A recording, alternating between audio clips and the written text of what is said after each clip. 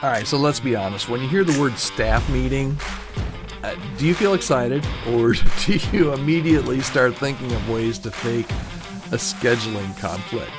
Some church teams avoid meetings altogether.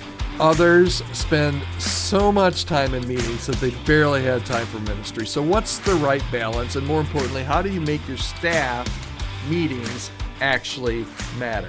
Today we're going to dive into why regular staff meetings aren't just necessary, but they can actually fuel the health and success of your team, but only if you do them right. Okay? So we're going to talk about that today here on the Healthy Church Staff Podcast. My name is Todd Rhodes, one of the co-founders over at chemistrystaffing.com. And the reality is a healthy church staff does need regular check-ins, and this is a big but, not all meetings are created equal.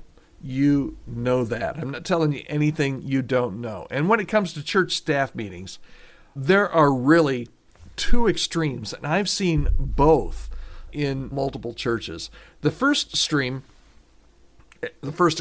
I should say, and it's a stream, I guess, as well, is the we never meet camp. All right? So if you're in a church that never has a staff meeting, chances are you're in a church that essentially says, hey, we're flying by the seat of our pants, just hoping everybody just knows what they're supposed to be doing. That kind of a church. It's the we never meet camp. The other extreme is we meet way too much camp. Okay, and if you're in this kind of a church, you spend more time in meetings than you actually do doing ministry. The truth is you really need to have a balanced but intentional rhythm that will help you with your communication and your staff alignment and your encouragement. And regular staff meetings, not too many, not none at all. It's like Goldilocks. Just right. Regular staff meetings matter. And here are some reasons why. They help with that clarity and alignment piece. Without clear communication, team members tend to, it's like a football team running random plays with no game plan. They're playing the game, but they're not winning. Regular meetings help keep everybody on the same page. I was even a part of a church where I was an elder, and a staff member came to me and said, I just want to know what game we're playing.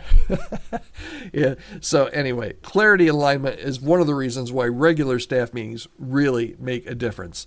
They also make a difference because they can help with your culture and unity, right? Ministry is really hard. You know that, and you can't afford to operate in these isolated silos.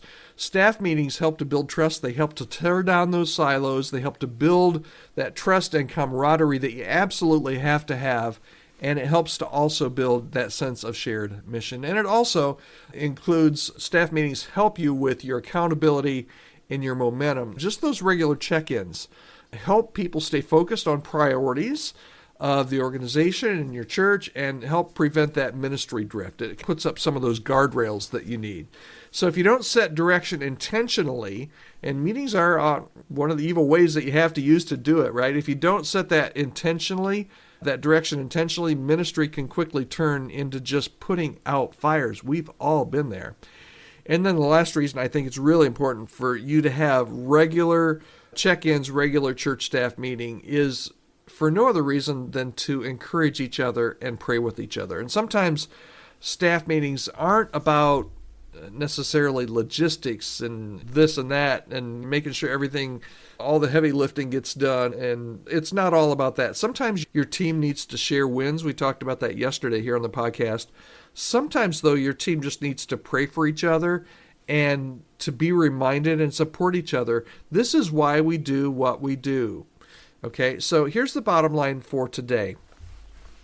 I don't know where you are. Every church is in a different spot, right? Maybe you're in the we never meet camp. Maybe you're in the we meet too much camp. Maybe you're in the just right camp, but move toward that center because staff meetings do count. They don't have to be long.